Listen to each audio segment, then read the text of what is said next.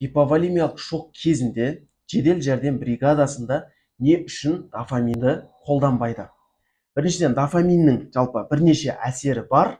Диуретикалық әсері десек болады, содан кейін гипертензивті әсері, сонымен қатар кардиотоникалық әсер көрсетеді. Жалпы бұл жерде кардиотоникалық әсер дегеніміз қалай? Жалпы дофаминді капт еткен кезде, яғни науқас қансырап жатыр дейік, мысалы кардиотоникалық әсер кезде жүректің соғысын күшейтеді, жүректің жиырылуын күшейтеді, нәтижесінде жүрек соғысы жылдамдайды. Осы нәтижесінде қан қысымы бірнеше уақытқа дейін көтерілуі мүмкін. Нәтижесінде науқаста қан кетуін ары қарай күшейтіп аламыз.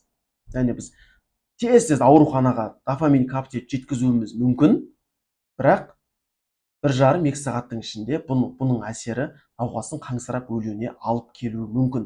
Ал енді ауруханада көрсетілетін көмек, ол жедел жәрдем бригадасында көрсетілетін көмектен оның біршама айырмашылықтары болады. Ол ары қарай дәрігердің жалпы бақылауында болады.